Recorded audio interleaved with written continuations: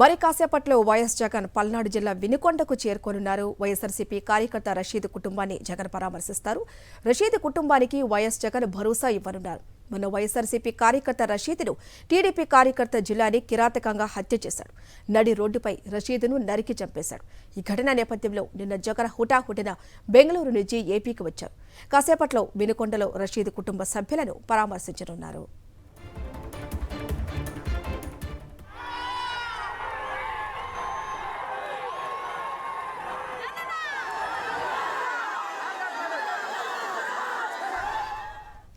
ఇక మరి కాసేపట్లో వినుకొండకు చేరుకోనున్నారు వైఎస్ జగన్. మరింత సమాచారం వినుకొండ శివారు నుంచి మా ప్రతినిధి రవీంద్ర అందిస్తారు. రవీంద్ర,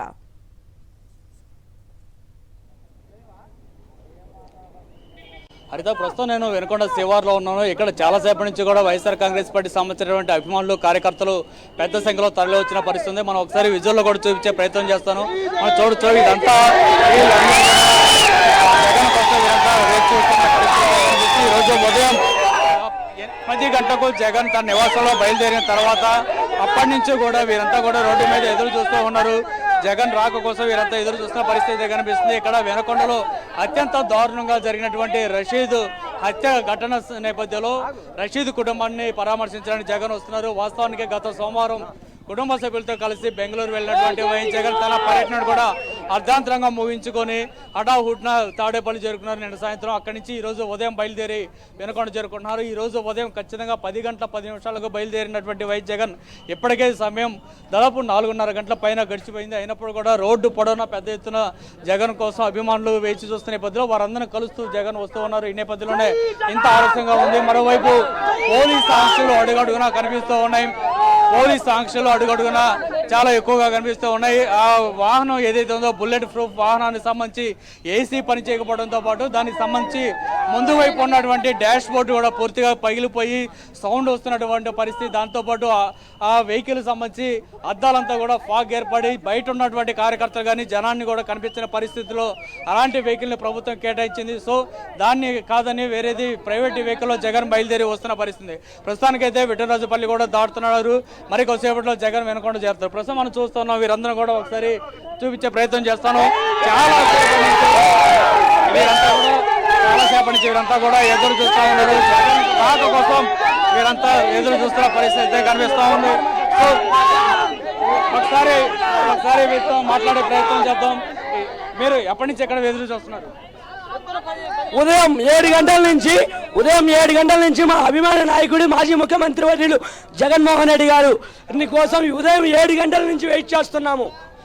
ఎందుకని జగన్ మీద అంత అభిమానం? ఒకవైపు వర్షం పడుతుంది, ఉదయం నుంచి ఎందుకు వెయిట్ చేస్తున్నారు? ఎందుకు అంత అభిమానం జగన్ మీద? జగన్ కోసం మేము ప్రాణాలు వేయడానికైనా మేము సిద్ధం. మీరు ఎక్కడి నుంచి వచ్చారు? ఏ ఊరు నుంచి వచ్చారు మీరంతా?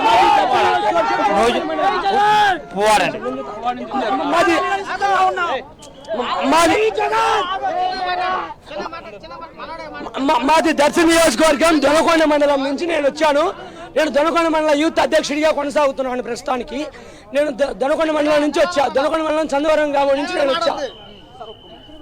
సో ఇంకా కొంతమంది ఉన్నారు. ఏంటి, ఎందుకు ఉదయం నుంచి కూడా ఇక్కడ వెయిట్ చేస్తున్నారు? జగన్ మీద ఎందుకు అంత అభిమానం చూపిస్తున్నారు? జగన్మోహన్ రెడ్డి కోసం మేము ప్రాణాలు ఇవ్వడానికి కూడా సిద్ధంగా ఉన్నాం.